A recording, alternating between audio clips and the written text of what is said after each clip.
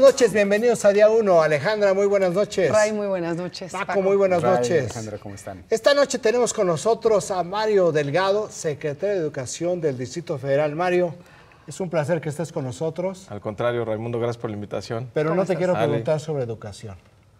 Tú has tenido en los últimos días un despegue muy interesante en términos de tus aspiraciones para la jefatura, la candidatura de la jefatura de gobierno del Distrito Federal. Dinos, ¿por qué un capitalino votaría por Mario Delgado? No, ya me adelantaste mucho, Raimundo. No, es que si no nos adelantamos se nos acaba el tiempo. Tenemos que ir rápido. Directo. Sí. Y eso que no lo cuestionaste porque es de Colima. Pero... No, bueno, a ver, Raimundo, primero, ¿qué estamos haciendo? Efectivamente, hemos tenido en los últimos días eventos importantes. ¿Pero por qué? Porque la ciudad va a enfrentar una batalla decisiva, que es el presupuesto del año que entra. Ya dijo el jefe de gobierno que viene muy recortado, 14,000 millones de pesos menos, y se pone en duda la viabilidad de algunos programas, hay que decirlo tal cual, si obtenemos ese presupuesto. Entonces, ¿qué hemos hecho? Una movilización importante. Es un gran contexto para ti, ¿eh? Pero son los sí tienes las programas de herramientas educación. técnicas Puede ser... para poder hablar muy bien sobre el tema. O sea, no está nada mal, o sea, a ti te queda perfectamente. Nos fue bien de en finanzas. aspiración. Digamos, nos fue bien en finanzas, pero tenemos que sumarnos ahora a esto, Raimundo, porque si no, pues no vamos a tener nada. Es muy importante que la gente sepa que la ciudad está en un contexto fiscal donde la ciudad cada vez pierde menos recursos. Entonces, se afectan varias cosas, entre otras el de educación, que es el que hemos sacado en los últimos días, que de por sí la educación cada vez se le destina menos recursos porque el gobierno federal todavía administra la educación en la ciudad. Y ahí cada vez gasta menos. ¿Y qué tienes? Escuelas deterioradas, no tienes una agenda educativa y hace que se vaya perdiendo la calidad o que se vaya deteriorando la educación pública. Eso no lo podemos permitir. Mario, pero además Entonces estamos preparándonos para esta batalla importante, defender los recursos de la ciudad. Pero Mario, además como secretario de Educación, luego no te dejan entrar a las escuelas, ¿no? O sea, traes ahí todavía un pleito con el gobierno federal. Pues sí. No te dejan meter los libros de texto de sexualidad, digamos, todos los programas que traen, ¿o ya lo resolvieron? No, el tema de fondo es que no hay una agenda educativa para la ciudad. Entonces, pues quieres hablar de violencia en las escuelas y dicen, no, eso no existe, eso es afuera. ¿Quieres hablar de obesidad? Afuera en Ciudad Juárez, afuera de las escuelas. ¿Quieres hablar de obesidad? Dicen, bueno, alimentos chatarras, pero poquitos, ¿no? En presentaciones chiquitas. Entonces decimos, bueno, vamos a meter una materia en salud. No, eso no se puede. ¿Quieres hablar de computación? Instalamos las computadoras. Tenemos ya aulas digitales en 2,000 escuelas conectadas a internet de banda ancha. Y no se utilizan. ¿Por qué? Porque las pusimos nosotros. Oye, pero ¿quieres hablar de horario ampliado? Y no pasa nada. El dato que más sorprende a la gente, Paco, en la ciudad es que nuestros niños van a la escuela 4 horas. Así es, así es. Pero es un problema de voluntad política del gobierno federal contra el gobierno del DF. Yo creo que es un problema de visión. La ciudad es distinta, es otra cosa. Es distinto al promedio nacional. ¿Por qué? ¿Por qué? Porque es una ciudad, es una metrópoli, Raimundo, más sí, ligada. Pero Guadalajara. ¿por qué? Digo, yo soy chilango. Tú eres de Colima, o sea, yo tendría más derecho para estar feliz de lo que dices. Pero sí me interesa, ¿por qué somos diferentes? Porque nuestros niños van a competir de manera más clara contra los niños de otras ciudades. O sea, es un mercado más competido. Y tienes distintas metas a nivel nacional. Por ejemplo, en Oaxaca les preocupa la alfabetización. En la ciudad, ¿qué nos preocupa? Que nuestros niños no tomen clases de inglés y computación. Y que su desempeño, ahí están las pruebas PISA, a la ciudad le va bien a nivel nacional, pero en la comparación internacional pues nos va muy mal como país. Estos temas de los que estás hablando, Mario, y creo que tú has tenido 2 tareas en esta administración particularmente difíciles, no por la tarea en sí mismo, sino por lo complicado para explicarla. Es decir, ¿cómo explicas la relevancia y la importancia de las finanzas públicas? ¿Cómo explicas, y ahí sí te diré otra vez, viniendo de opinión, un tema que nos preocupa a nosotros mucho es por qué a la gente no le interesa la educación? Pareciera, ¿no?, dado los resultados de los que tú estás hablando, que deberíamos de tener allá afuera una marcha en las calles. De ¿no? padres de familia. Como pasa en otros lugares de este continente, ya no digas en otro país, pero como que tu tarea de pronto se convierte en esa, explicar a la gente cosas tan complejas de temas presupuestales y de la relevancia que tiene eso y luego de un tema que lamentablemente todo el mundo tenemos muy claro que es importante, pero allá afuera parece que no importa. ¿Cómo le haces? Bueno, para uno o para otro. Tú sabes de encuestas, Paco, y aparentemente las encuestas... Todo el mundo asume que Paco sabe de encuestas. Algo de saber, ¿no? Un rato en eso. Bueno, muchas encuestas dicen, pues la educación no sale como un tema relevante. Pero yo veo todo lo contrario, ¿eh? Ahora sí que depende cómo lo preguntes. ¿Es cuál y es cuánti? Porque, los dos. Porque le preguntas a la gente, a ver, ¿y a ti te gustaría que tu hijo tomara clases de inglés, de computación? Ya todos los padres de familia te dicen que sí.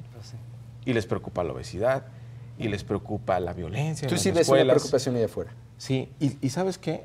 Algo está pasando muy grave, que es, ¿por qué se alejan? Lo que sí hay es un alejamiento de los padres de familia de la educación, de la escuela. ¿Por qué? ¿Qué me dicen los papás? Cada que me hablan en la escuela son para dos cosas nada más. ¿A pedir dinero? O porque mi hijo hizo algo o para pedir dinero. ¿Por qué? Porque las escuelas están abandonadas, están deterioradas y los padres de familia con sus cuotas voluntarias están financiando el mantenimiento mínimo de las escuelas. ¿Qué tenemos que hacer?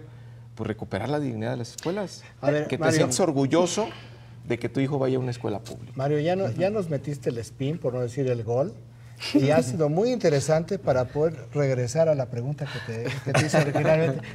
¿Y cuál era, Raimundo? Exactamente, ¿cuál era? Ahora ya tuviste como media hora para pensarla. ¿Por qué un ciudadano del Distrito Federal tendría que voltear a verte a votar? Bueno, mucha gente... ¿Cuáles son tus atributos? Bueno, mucha gente me ha dicho, Raimundo, que si voy a competir por la jefatura de gobierno o no. Yo lo que he dicho es que estamos muy concentrados en nuestra tarea actualmente y que yo soy un funcionario público de resultados. Si tenemos resultados y esos resultados nos llevan a otras cosas más adelante, pues qué bueno. Y ¿cuándo vamos a...? ¿Cuándo vamos tú no a...? quieras abrir porque pues el IFE con eso de que quiere censurar hasta los malos pensamientos, pues ya hasta la pura lo intención, ahora. la pura intención ya te la censuran. No, ¿no? sí, sí. Ya, No, ya va a entonces, censurar hasta los letreros en los semáforos de alto y siga, va a decir, están haciendo. Es que el rojo es puede amarillo, tener es verde, alguna- es verde. O por lo menos clasificar. Pero ¿cuál sería, muy bien, como un político, ¿por qué la gente tiene que voltear a verte? Mejor yo te digo, Raimundo, Yo no ¿qué he quiero hecho yo ser. en la administración pública? No, porque Yo lo que he los hecho- currículos son muy aburridos. ¿Por qué Pero no? ¿Cuáles bueno, son tus si se llegara al tus escenario, fortalezas? yo lo que tengo que ofrecer es eso, lo que he hecho. tus Yo te decía, fortalezas? A ver. yo soy un funcionario público de resultados. A mí me tocó manejar las finanzas de la ciudad en la peor crisis económica del país en los últimos 70 años. Y la ciudad salió adelante.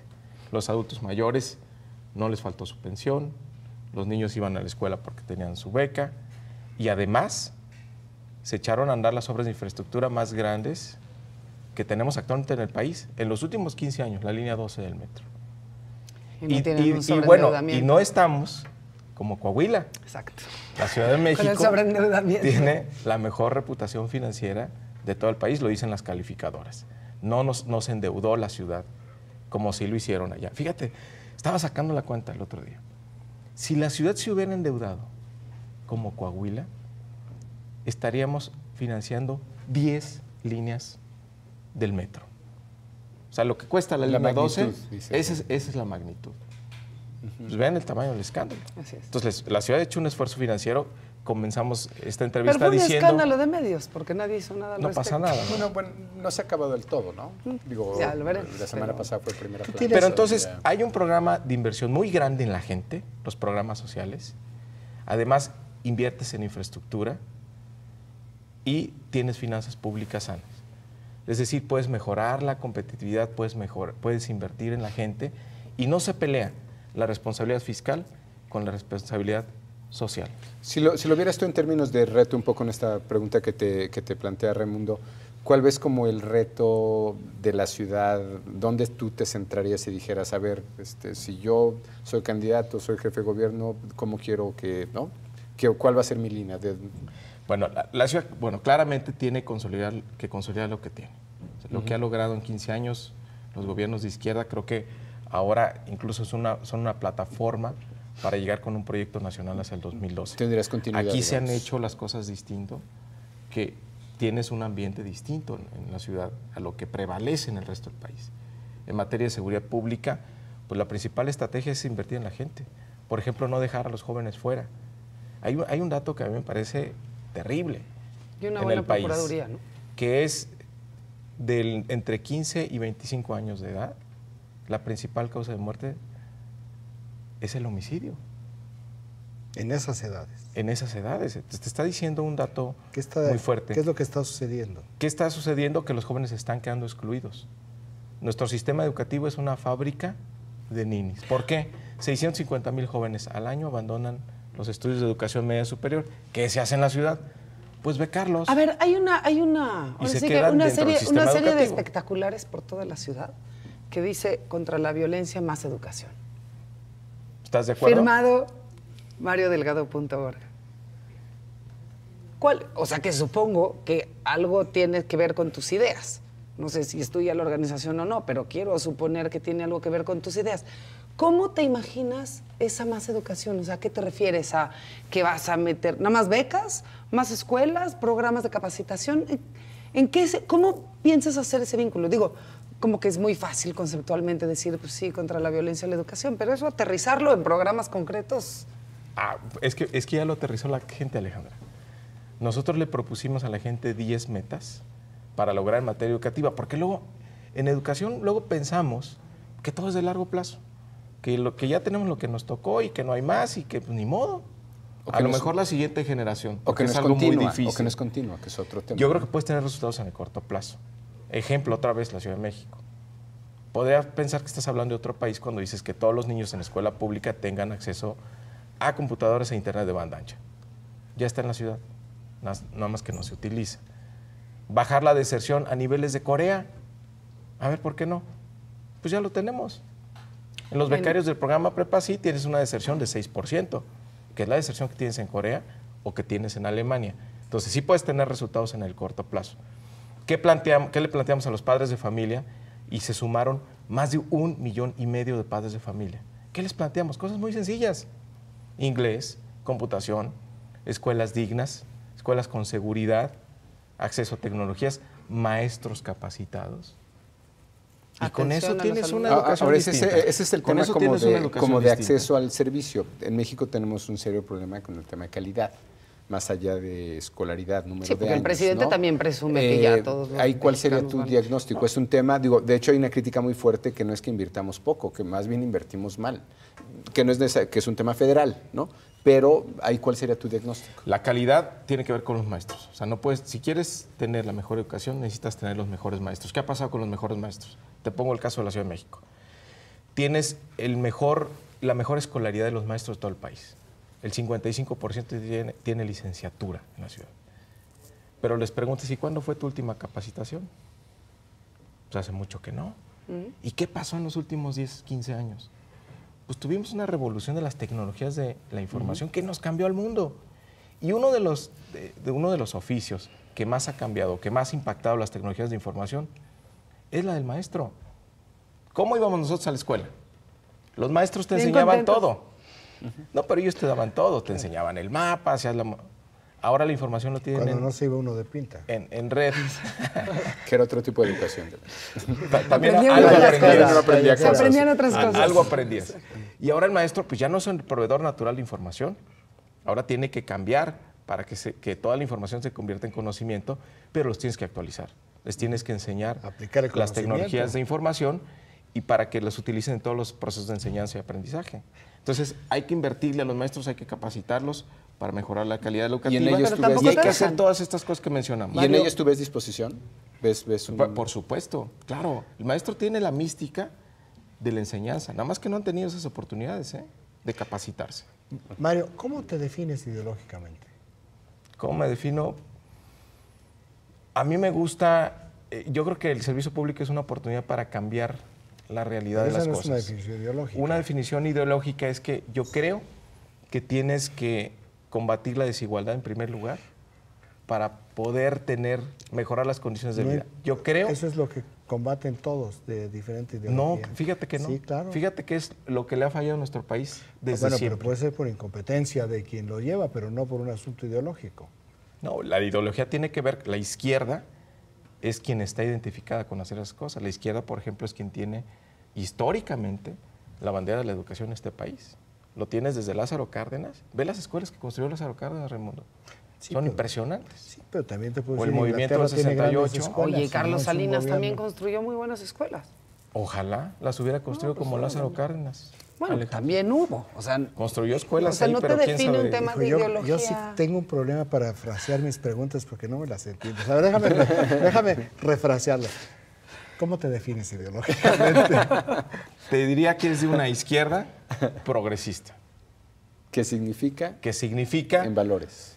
una izquierda que busca de manera decidida la equidad, que mejore el bienestar de las mayorías y que tengas las agendas pues, que tienes ahora en la ciudad. Por ejemplo, el tema del medio ambiente, el tema del cuidado ambiental, el tema de la educación, tienes que subirle de nivel, el tema de la igualdad, de los derechos. Dentro de todos para estos todos. temas que estás planteando, a mí hay uno que me encanta analizar en el caso de la Ciudad de México, y es el comercio informal, la economía informal, que digo, existe en todo el país, pero en la Ciudad de México, pues por su concentración, es muy palpable. Tú tienes acceso a los padres de familia, tienes acceso a los maestros, que muchas veces tienen otra, o sea, ahora sí que trabajan un turno de maestro y otro muchas veces en la economía informal. ¿Qué hacer con ella? Mira, ¿qué es la economía informal? ¿Es buena, es ¿Por qué mala? viene? El 60% de la economía del país, no solo en la Ciudad de México, Sí. es la economía informal. Cuando es la mayoría, pues quiere decir que algo está mal, Alejandra. Por eso, ¿qué hacemos? ¿Qué quiere decir? Que a lo mejor todo nuestro sistema jurídico, legal, de la formalidad, pues resulta muy caro para pues toda la gente que hace un esfuerzo, porque hay que distinguir entre informalidad e ilegalidad. Es correcto. Hay muchos esfuerzos de mucha gente por salir adelante que se ubican dentro de la informalidad, pero Que no los son incentivos ilegales. que hay en el sistema los obliga a que estén en la informalidad. Habría que preguntarnos, ¿y por qué ellos no están en la formalidad? ¿Qué tendríamos que hacer para que estén en la formalidad? Y ahí es donde empiezas a ver todas las barreras que tienen a la entrada a la formalización de sus negocios. Pero también, ¿qué te dice ahí? Que tienes una energía importante ahí, tienes un emprendedurismo en la gente mal canalizado, que deberíamos de pensar cómo lo canalizamos hacia la formalidad, sobre todo para que haya más beneficios. Que Mucha un gente sistema- dice muy rápido, no, pues cóbranles impuestos. Vean el valor agregado ¿A que dónde? da la informalidad. Hay que ver si vale la pena hacer eso. Que ese es un subtema que está en esto, ¿no? Es decir, ¿les cobrarías impuestos? Digo que de eso tú sabes bastante, ¿no? De cultura tributaria. Tiene un valor agregado muy bajo. Lo que tenemos que cambiar son las características de la economía para que tengamos la generación de empleos bien pagados, bien remunerados. ¿Por qué hay tanta informalidad? Pues porque llevamos 30 años sin crecimiento económico. Entonces, lo que- ¿no? Es un sistema con muchas Lo que busca la rigideces. gente pues, es cómo sale adelante por sus medios. Oye, ¿cómo Entonces cómo le necesitamos vas a- una economía distinta que genere empleos. ¿Cómo harías eso si tus maestros universitarios son los que pusieron el modelo y lo operaron? Ah, sí, pero O sea, hay- ¿cómo? A ver, explícanos, ¿en dónde abrevas Exacto, intelectual, ¿dónde académica, aprendiste eso? técnicamente, para decir, bueno, estos chicos de la tecnocracia no son Galbraith, ¿verdad? Pero no hay que poner Son menos etiquetas. progresistas. En la escuela donde también estudió Alejandra, Ya, pues ya se fue, ya se fue. te enseñan Pero ella no va por un puesto de elección popular. No, pero lo que te enseñan ahí a tener un pensamiento crítico, A medir las cosas. te enseñan también, bueno, a tener una formación técnica importante, pero no quiere decir que te formateen el disco duro y que tú pienses de una sola manera. Yo que creo, digamos, como economista, yo que creo, ¿por qué no crece nuestro país? Porque tenemos una profunda desigualdad. Entonces, ¿cuál era el modelo, Raimundo? Pues tienes finanzas públicas sanas, abres la economía, vas a tener crecimiento económico y vas a ir cerrando la brecha de desigualdad. Eso no ocurrió. ¿Qué creo yo que tiene que pasar? Yo creo que tenemos que enfocarnos a reducir la desigualdad, porque si no, no hay forma de que nuestro país crezca. Y tienes ya un ejemplo, lo tienes en la Ciudad de México, cómo lo porque reduces? finalmente tienes ¿Cómo reduces una la gestión desigualdad? económica distinta en la ciudad, ¿Cómo reduces la desigualdad? con la inversión en la gente, con los programas sociales que tienen ¿Y en la de Ciudad de dónde sale el México. dinero? O sea, Pues no de tendrías ordenar. y no tienes que meter impuestos. De No tienes ordenar. que hacer una reforma fiscal Sobre todo si el gobierno federal te va a dar cada vez menos. Y mientras no sea el PRD, menos todavía. Es también un ejercicio de prioridades. O sea, obviamente tienes márgenes que podrías reorientar haciendo un correcto ejercicio de prioridades. Eventualmente tendrías que revisar pues, la viabilidad de tus programas, ¿no? Pero aquí, cuando menos en la Ciudad de México, llevamos 15 años invirtiendo a la gente. Y te lo digo, a mí me tocó la peor crisis económica de este país. En el caso la ciudad, y la ciudad salió adelante. De la inversión de la que hablas, sin duda educación es el más evidente de esos, ¿no? de esas formas de hacerlo. Ahora, pues el gran problema para esta ciudad es que ciertamente tú eres un secretario en algún sentido complicado porque tienes una cartera de una secretaría de la cual no tienes. No tienes. ¿No? Luego el federal dice que él es el bueno. ¿Cómo le haces? Digo, imagínate, ¿tú qué cambio promoverías para que eventualmente un secretario de educación, que tú lo has vivido, pueda tener el control, pueda tener los amarres de su secretaría y de la educación de esta ciudad? No, ahí ya no hay vuelta de hoja, Paco. Tiene que ocurrir la descentralización educativa en la ciudad. La ciudad tiene que controlar su educación y lo tiene que hacer bajo un modelo de descentralización, no como ocurrió hace 15 años, donde los estados están ahorcados fiscalmente y no tienen la posibilidad de responder a los retos que están enfrentando. Hay que ser un modelo distinto. No queremos ser el último caso de una descentralización fallida. Hay que ser el primer caso de una descentralización que ponga en la agenda nacional en primer lugar a la educación. Mario, ¿cuál es tu tiempo para decir sí quiero, voy? Pues vamos, los que marque el partido, vamos a ver qué dice el partido, cómo fija reglas y demás. Y lo que siempre he dicho a Raimundo es vamos a hacer una evaluación en su momento, pues para ver si le conviene a la ciudad, si le conviene a la izquierda, si le conviene a mi partido y sobre todo si podemos contribuir a que la izquierda en un proyecto nacional tenga posibilidades de ganar la presidencia de la República. ¿Dialogas con las tribus?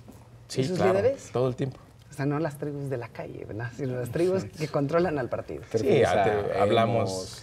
¿Y hablaste con René Bejarano? Sí, con el Comanche ¿Hablaste Jerónimo. con René Bejarano? Fíjate que él no lo conozco. ¿Es maestro? Sí, pero no activo. Del sistema federal. Es del sistema federal. No, convivimos con todos los compañeros. ¿Tienes vetos? Del PRD. Pues yo creo que yo siento que no. Yo no siento que tenga que alguna corriente, alguna tribu o incluso algún personaje del PRD diga, pues no, porque Mario me hizo esto. No, ¿Hay algún grupo que tú creas que es fundamental para en un momento dado lograr la candidatura? Todos van a ser fundamentales, Alejandra, porque vamos a ir a una disputa importante, una elección nada fácil en 2012 y la izquierda tiene que estar muy difícil para el DF. Pues fíjate que nos están ayudando porque nos están mandando a Beatriz Paredes. Entonces, si hay una unidad en la izquierda, pues seguramente la vamos a derrotar. Sin duda que la vamos a derrotar. Si pudieras incidir en la dinámica del PRD nacional, ¿qué cambiarías? ¿Cómo crees que podrías mejorar? Digo, finalmente hablas de un partido del cual eres parte, ¿no? Y eventualmente en un puesto de relevancia. Pues yo creo que eliminar el bullying en el partido. Mario. Sería un buen avance, ¿no? Muchísimas gracias por haber estado con nosotros. Al contrario, es un Raimundo, placer. Muchas gracias. Muy Al amable. contrario, gracias. Gracias, Mario. Oye, bullying es la que le hicieron a los senadores con el tema de la reelección de políticos. Yo no entiendo todavía esta cultura del PRI de pensar que la reelección no es un ejercicio realmente democrático. A mí me llama la atención porque de hecho de cuentas. toda la propuesta de reforma del Estado, formas de participación, ya sea referéndum, plebiscito, todo lo que se había propuesto, prácticamente no sé, hay 9 temas ahí. Reelección es el único que no tenía la opinión pública a su favor, ¿no? Y no quiero pensar que por eso lo decidieron, pero me llama mucho la atención porque igual que tú no acabo de entender la lógica, pensando que les convendría como clase política. ¿Por qué la opinión pública no porque es un la poco como el reelección? tema de privatización, ¿no? No, O sea, porque lo traes en el chip, es como Porfirio Díaz. O sea, piensas sufragio efectivo, no reelección. Así Sí, es. y piensas en Porfirio Díaz. Es muy, bueno, de hecho ahí lo medimos de dos maneras, como término, como reelección, o tú estarías a favor o en contra de que hubiera un mecanismo para premiar o castigar a tus representantes y poder votar por ellos otra vez. ¿Y ahí qué te contesta? Se nos dispara a 60-65% a favor. O sea, es un término que está muy cargado, un poco como privatización. No, son históricamente estás midiendo una palabra sobre la cual hay prejuicio, no sobre el mecanismo. Es algo cultural. Yo creo que hay algo que no es sobre el muy mecanismo. importante, que no necesariamente como que se maneja tanto en términos públicos, pero la iniciativa lo que promueve ni siquiera es generalizar la reelección para diputados y alcaldes, sino se abre a que la de diputados federales sí, pero se abre a que cada estado, o sea, lo que hacen es quitar un candado para permitir que los estados, si consideran pertinente, si su ciudadanía está preparada y su ciudadanía quiere un mecanismo de evaluación de sus alcaldes y de sus diputados locales, pueda tener, o sea, que tenga derecho a abrir la reelección en sus hay estados. un montón Ni de siquiera es CIS que y se ni obliga, siquiera en los CIS no, los y ni aceptaron. siquiera se obliga a todos los estados a imponer la reelección.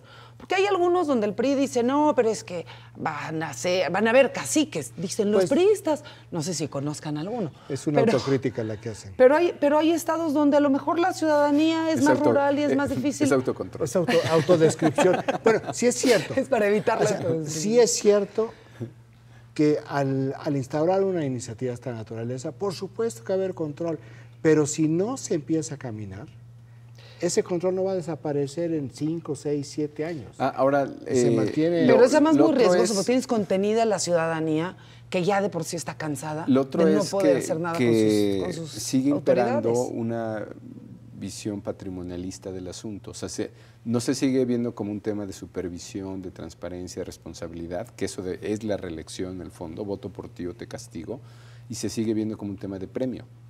O sea, no, bueno, es que entonces se van a reelegir, se da como hecho que eso va a suceder, cuando en realidad el mecanismo está pensado... Se va a reelegir si trabaja bien el señor. Así es, para eso está pensado el mecanismo, pero esta visión patrimonialista asume que es que te voy a premiar. No. Bueno, o sea, bien hecho, bien legislado no es un premio, al contrario, es un control. Pero hay otra joya en la argumentación del PRI, que es que no se van a renovar los cuadros. Pero nosotros lo que queremos no es renovación de cuadros. Chaufet, por ejemplo, que es nuevecito y que lleva 4 legislaturas. O sea, él que se ha reelegido tantas veces. Pero curiosamente, pues, oye, nosotros como ciudadanos lo que queremos son buenos gobernantes, no jóvenes. Y profesionales. Pero que sean buenos y que hagan bien el trabajo y que nos respondan, ¿no? Y no hay manera... No hay manera más que decir...